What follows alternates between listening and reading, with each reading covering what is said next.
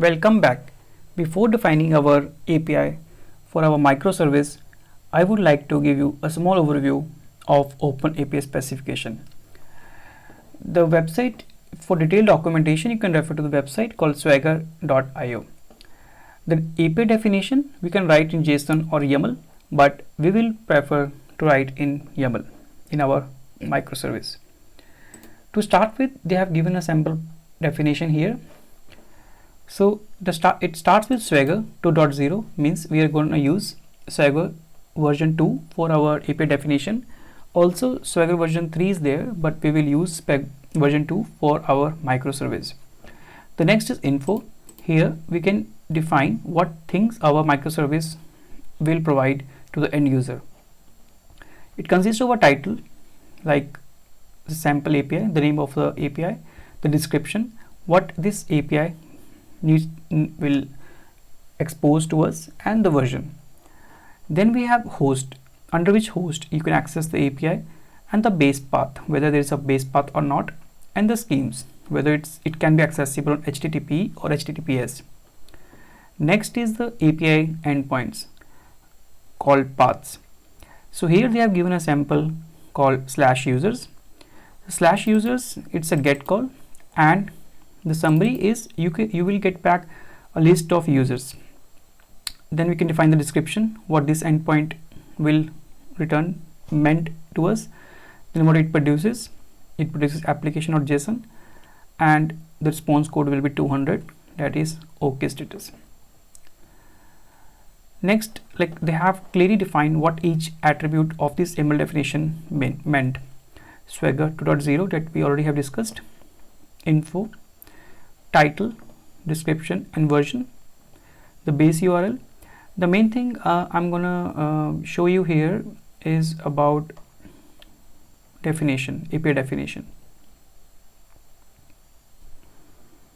So let's start with parameters first. So here, for example, they have given an example of API endpoint called /users /user ID.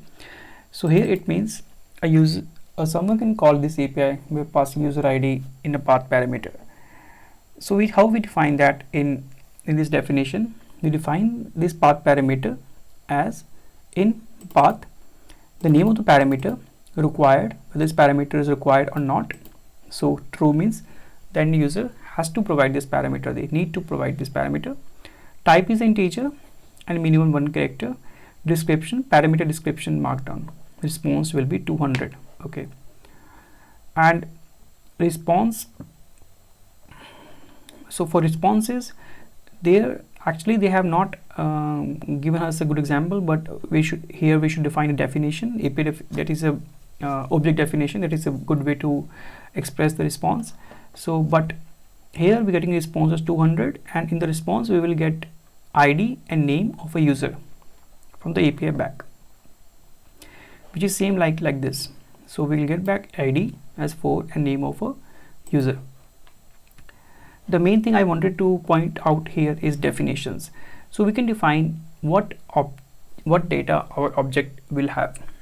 For example, they have given an object as user, or we can say as a domain, or we can say as a DTO for us.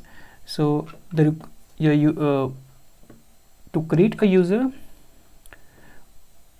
another service can pass ID and name. Here ID will be of type of integer and name will be of type of string, and both of these parameters are required. And when you will get call /users, you will get back list of users containing both these attributes. Path I have already told you, like /users /user ID. The user ID will be the required parameter here, as we discussed before, and in response end user other service will get user def object back. The same is post method. You can call this /user to create a user in the microservice. We will not cover authentication in this tutorial, but this is all about an overview of how we can define API definition. In the next video, we will define our own API following this Open API standards. Thank you everyone. See you in next class.